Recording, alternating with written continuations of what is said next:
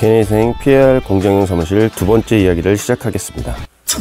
첫 번째 공장형 사무실은 광고를 통해서 수임을 많이 해서 찍어냅니다. 그리고 변호사가 상담한다고 하면서 상담부터 처리까지 직원이 합니다. 잘 모르는 직원이 상담하고 서류는 다른 사람이 작성하는 게 특징입니다. 공장형 사무실은 변호사도 아니고 사무장도 아닌 개인회생 프로그램을 사용합니다. 두 번째는 경험이 없는 사무실이 문제인데요. 경험이 없는데도 사건을 맡는 무책임한 사무실이 더 문제입니다. 개인회생 파산 사건은 일반 소송과 달리 모든 변호사, 모든 법무사가 처리하지 못합니다. 공장형 사무실도 경험 없는 사무실도 둘 다 피해야 하는 사무실입니다. 법인회생 같은 경우는 경험이 부족하면 판사가 사임을 권유합니다. 공장형 사무실 특징은 직원당 사건 배당이 너무 많습니다.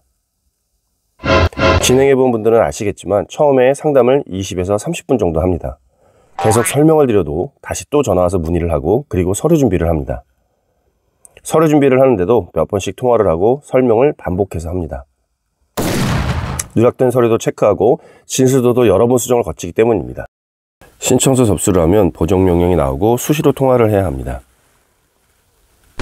그런데 사건이 너무 많으면 베테랑 직원도 한계가 있는 것입니다.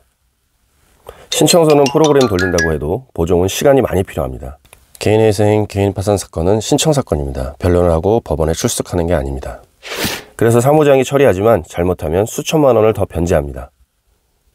법원도 판사가 아닌 회생위원이 사건을 처리하고 결제는 판사가 합니다. 회생위원도 변호사 사무실 사무장하고 통화를 합니다.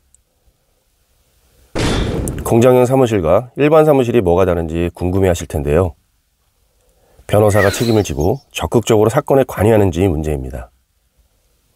그런데 상담하고 시작할 때는 알 수 없습니다. 문제가 생겨야 알 수 있습니다.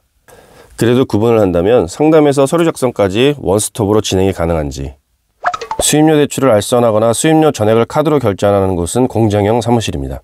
서류도 보지 않고 상담만으로 수임료가 결정되는 사무실도 공장형 사무실입니다. 서류도 보지 않고 상담만으로 변제금과 탕감료를 결정하는 사무실도 공장형 사무실입니다. 사업자 등록한 지 10년도 되지 않았는데 수천 건 사례를 말하는 것도 공장형 사무실입니다.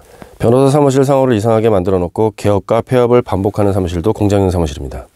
3년 변제 끝나서 면책 신청 때문에 연락을 했는데 사무실이 없어진 경우도 있었습니다. 그리고 변호사 상담을 요청했는데 촬영 때문에 시간이 없어서 못하는 사무실도 있었습니다. 잡은 물고기 밥 안 주는 식으로 수임하고 나서는 통화도 안 되는 사무실은 공장형 사무실입니다.